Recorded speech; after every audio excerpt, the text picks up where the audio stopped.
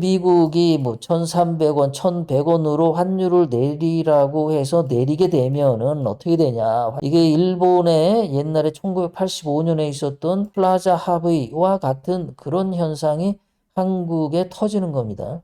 일본도 플라자 합의하기 전에 경제가 굉장히 좋아서 일본 환율이 이렇게 올라갔거든요. 한국은 경제가 좋은 것도 없는데 윤석열이 장난쳐서 환율이 올라갔어. 일본은 실력이 빵빵해서 환율이 올라갔고, 한국은 속이 허약한데 겉으로 사기친이라고 환율이 올라갔어. 자, 그런데 미국이 환율 내려라. 플라자 합의를 일본에 때렸고, 지금 이번에는 한국에 때렸다.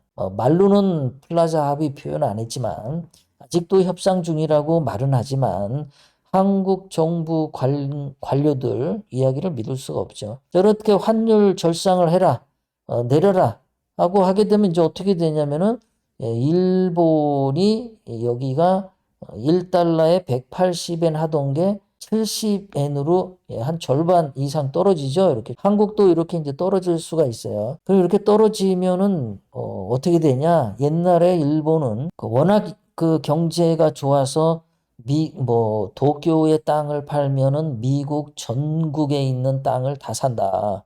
그런 얘기를 한 적이 있죠.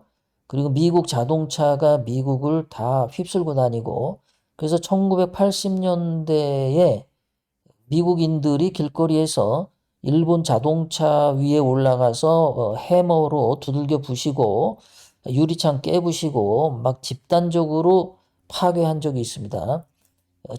얼마 전에 올해 초죠. 그 테슬라 전기 자동차를 미국 그 좌파 민주당 애들이 불태우고 한 것처럼 1980년대에도 일본 자동차 불태우고 막 깨트리고 막 했어요. 그만큼 일본이 경제적으로 엄청 잘 나가서 미국은 이제 2등 국가로 떨어진다. 일본이 세계 1등 국가 된다. 이러고 잘 나갈 때가 있었어요. 넘버원, 재판 넘버원. 그럴 때 그 미국이 확 죽여버린 거죠. 그래서 이렇게 떨어지니까 수출 안 된다 그랬죠. 환율이 떨어지면은 수출 안 되고 뭐 하니까 일본 경제가 이제 빠그러지기 시작하죠. 빠그러지고 수출 안 되고 돈 못 벌고 막 이렇게 빠그러지니까 한국도 이제 비슷하게 갈지 모르는데 이렇게 빠그러지니까 경제가 안 좋으니까 지금 한국도 원래 경제 안 좋았는데 또 더 안 좋아지겠죠. 수출 안 되면. 이렇게 되면은 일본이 그때 뭐 했냐? 금리 인하를 했어요. 자, 수출이 폭증해서 잘 돼가지고 미국이 플라자 합의해서 야, 환율 내려 이 새끼들아. 그래서 했더니 이제 수출이 안 되고 돈이 안 들어오니까 일본 은행에서 그러니까 엔화를 막 그냥 찍어가지고 풉니다. 금리 인하시킵니다. 그러니까 일본인들이 부동산 거품이 생기면서 그때 뭐가 있냐면은 자고 남은 집값이 올랐다. 부동산은 절대 망하지 않는다. 그래서 일본인들 개인들이나 회사나 뭐 그냥 모이기만 하면은 부동산 어디 투자할 데 없냐. 그거 막 했습니다. 그래서 막 돈을 어마어마하게 은행에서 대출해 가지고 막 했어요. 그래서 일본 경제가 뭐 길가에 지나가는 똥개도 일본 돈을 입에 물고 다닌다. 뭐 그럴 정도로 말이죠. 그리고 술집에서 일하던 아가씨들이 뭐 하루에 팁을 뭐 어마어마하게 받고 말이죠. 그랬을 때가 흥청망청할 때가 있었다는 거죠. 그런데 결국은 일본 정부가 이대로 이거 부동산 거품이 가면은 일본 완전히 망한다. 그래서 그거를 이제 잡기 시작하죠.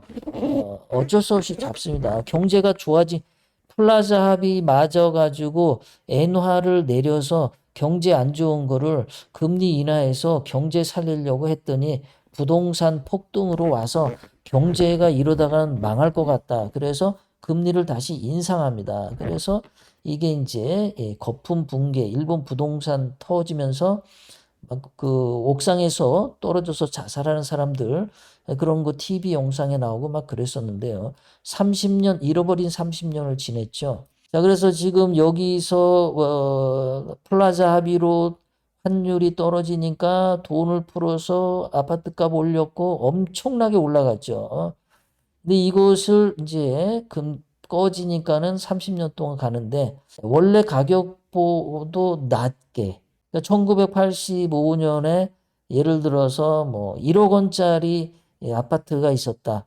근데 그게 올라서 10억 원이 됐어. 근데 그게 다시 떨어졌는데 30년 동안 뭐 5천만 원, 뭐 6천만 원 이렇게 별배 긴 겁니다. 그러니까 한국도 이제 이렇게 환율 떨어뜨려라. 그래서 떨어뜨리는데 가뜩이나 한국 경제 안 좋은데 또 한국은행이 금리까지 일본처럼 낮춰서 부동산 거품을 일으킨다면 지금도 한국 거품인데 이미 문재인이가 2022년부터 2021년 뭐 이럴 때 돈을 엄청 풀어가지고 한국 부동산 거품을 만들었습니다. 그런데 그거를 또 한국은행에서 금리를 낮춰가지고 부동산 쪽으로 당연히 돈이 가겠죠. 한국 사람들은 은행 이자가 싸지면 당연히 또 아파트로 돈 들고 갈 겁니다. 근데 그게 마지막 째다, 마지막 파티다. 결국은 한국도 만약에 이번에 돈 풀게 되면 미국은 금리 인하 할 겁니다. 아마 6월 뭐 올해 한 2번에서 3번 금리 인하를 올해 합니다. 금리 인하를 하면은 주식시장 올라가고 미국 부동산 시장도 올라갈 거예요.